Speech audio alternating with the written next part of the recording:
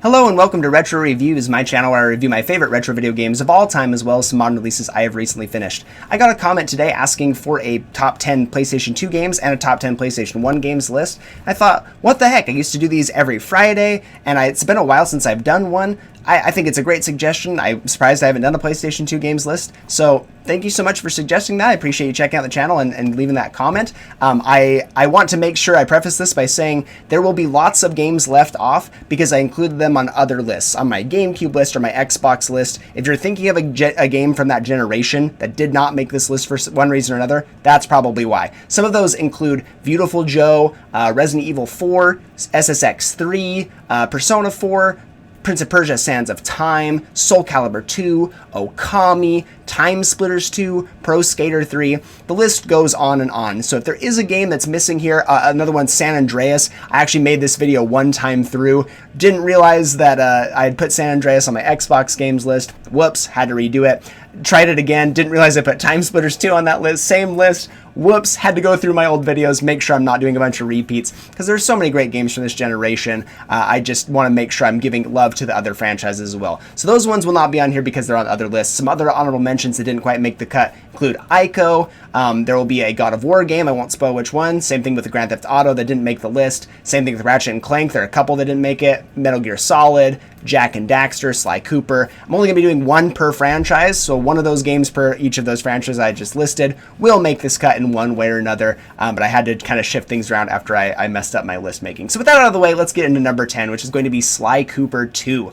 Of all the original trilogy on the PlayStation 2, I think Sly Cooper 2 stands above the others in terms of what it did to build off the original and separate itself in terms of its story. It tells the best story in my opinion, has multiple playable characters, it's really varied in its world building and its design, the levels and the platforming you do and the stealth sections and everything. I think they really did a great job building on the first game and made something truly special with Sly Cooper 2. It makes me want to go back and play the original franchise because it's so good. I would love to see this one make a comeback in the future.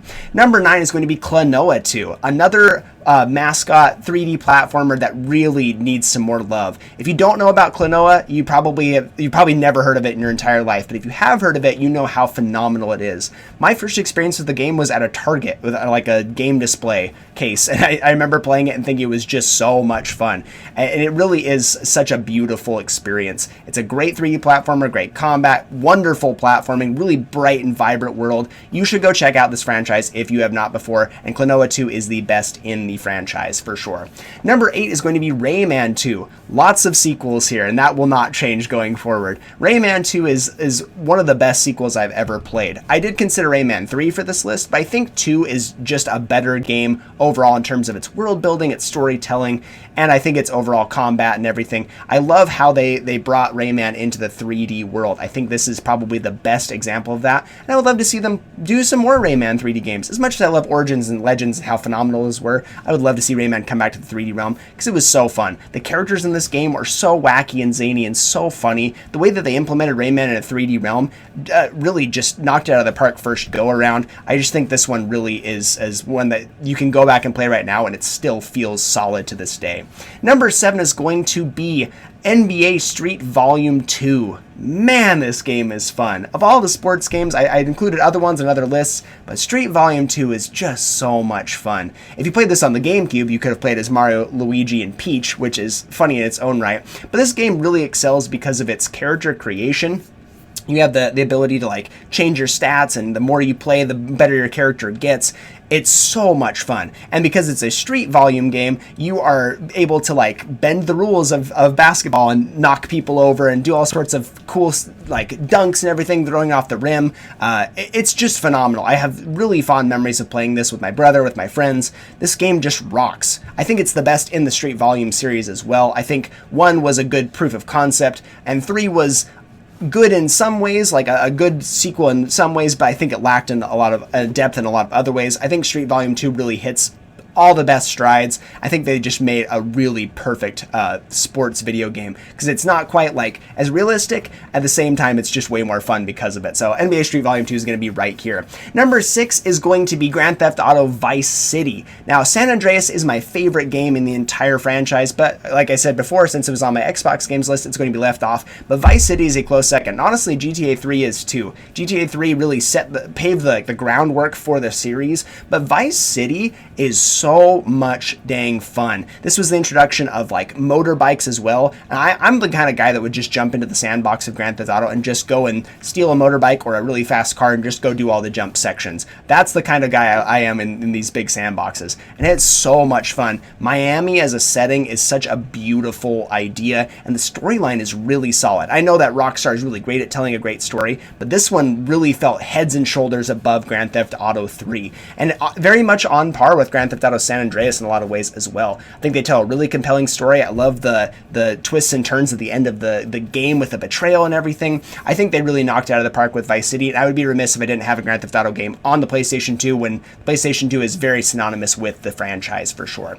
Number 5 is going to be God of War 2. I did consider God of War 1. I think you could put either on here and it would be 100% fine. I think God of War 2 does a great job of building on what made the first game so fantastic and just blows up the scale, makes it even bigger and more bombastic. The action's more fast and frenetic. I think they set up something really beautiful with the first game in terms of its story, and the second game really just builds on that in such a phenomenal way. And the ultimate climax is a perfect segue into God of War 3. So I think that they're just building and building and building, and God of War 2 feels like such a phenomenal experience on the PlayStation 2, and it runs incredibly well. For a game that's a big hack and slasher, the PlayStation 2 handles it incredibly well. The boss fights are just so memorable. I love Kratos, and if you haven't played the original game, you absolutely should go back and do them. Number 4 is going to be Jak 2.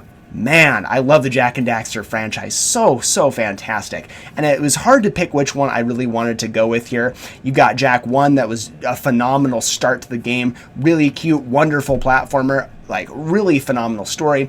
Jak 3 is really like bombastic and fast, and they like perfected a lot of the things. But I think Jak 2, like a lot of the other games I've talked about that are the number 2 game in the franchise, I think the way it pivoted from the original game, being more cutesy and kid-friendly looking, and pivoted in a much more mature direction, I think really did a lot for the series as a whole. And I think this one tells the best story overall, and has some of the best platforming as well. I really love the Jak and Daxter series. I love how it like moves on from being very childlike into like a very mature kind of game series. I think the second game really encapsulates what makes the franchise so fantastic.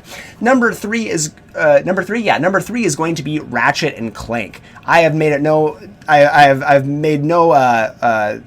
I can't remember what I'm about to say here. I have never shied away from talking about how much I love Ratchet and Clank series. I love the one on the PlayStation 4. I love Rift in Time. And going back and playing the PlayStation 2 games, it was such a treat. I went back and forth between this one and going Commando. I even thought about Up Your Arsenal. I think Up Your Arsenal, the problem with that one is it's a little bit too gun heavy and not platforming heavy enough. What makes these games so beautiful is the fact that they blend platforming and shooting in such a beautiful way that no other game series really does.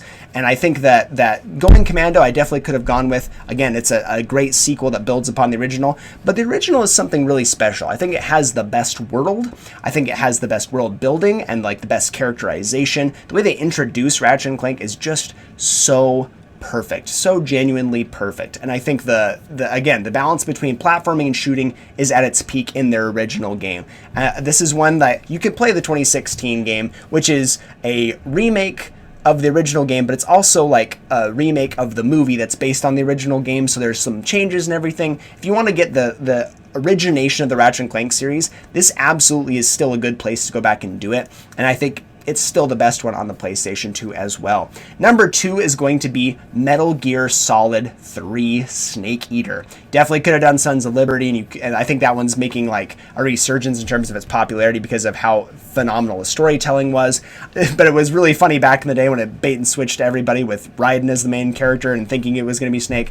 For my money, I think Snake Eater is the better experience. I think that there's proof of that as well with them remaking Snake Eater before any other game in the franchise. Technically, Metal Gear Solid 1 had a remake on the GameCube. That was I don't know. I guess that was a full remake, and they did a lot with the character work and everything. But in terms of like a modern remake, for sure, with a lot of time lapsed, it makes sense they're going to remaking Snake Eater because it's probably the best story in terms of the perfect package from Kojima. Kojima is known for his really long cutscenes. He's known for his incredible and like deep and crazy storytelling, the way, gorgeous graphics, great stealth mechanics. But I think Snake Eater does the perfect balance of all of those things. It doesn't have insanely long cutscenes, has incredibly unique gameplay. I think the setting itself is probably the most interesting in all of the games combined.